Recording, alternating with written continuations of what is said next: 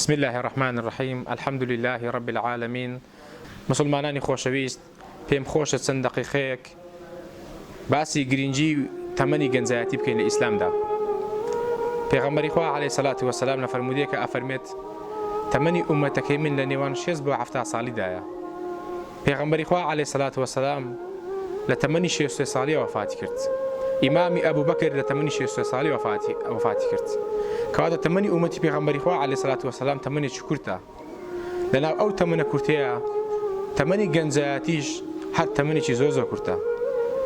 بۆیە بەڕاستی ئەو تەمەنە کورتە وا گرینگە ئێمە عیبادەتی خوای گەورەی تیا بکەین، گوێڕایەلی فەرمانەکانی خوای پەروەردگاری تیا بکەین، فەرمانەکانی خوای گەورەی پێجێبەجێ بکەین.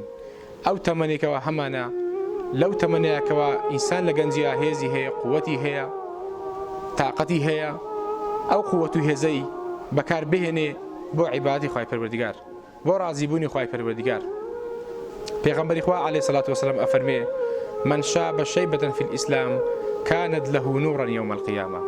دەفەرمێ هەر کەسێک تەمەنی گەنجایەتی خۆی پیر بکە لە ناو ئیسلام کانت له نورا یوم القیامە، لە ڕۆژی قیامەتدا بۆی دەبێتە نور و ڕۆناچی، لە ڕۆژی قیامەتدا بەو نور و ڕۆناچیدا دەپەڕێتەوە. ئەو تەمەنێکەوە گەنجایەتی بووە، عیبادەتی خوای گەورەی تیا کردووە، لە ڕۆژی قیامەتدا بەرهەمەکەی دەبینیم.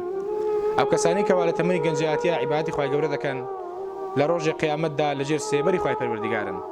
پێغەمبەری خوا عەلەیهی سەڵات وەسەلام لە فەرمودەیەکە ئەفەرمێت سەبعة یظلهم الله فی ظله یوم لا ظل إلا ظله.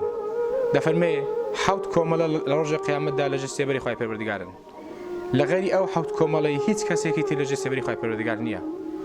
یەکێک لەو حەوت کۆمەڵەیە ئەفەرمێ شاب نەشأ فی عیبادەتی ڕەبی. لە ڕیواتێک تر ئەفەرمێ شاب نەشأ فی عیبادەتی الله.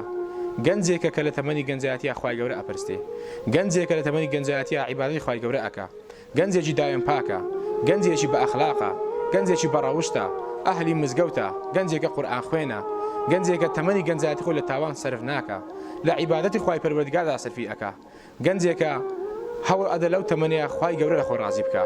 لە ڕۆژی قیامەتدا ئەو گەنجە لەژێر سێبەری خوای پەروەردگارە، بۆ چونکە تەمەنی گەنجایەتی خۆی لە ڕازیکردنی خوای پەروەردگاردا سەرف کرد.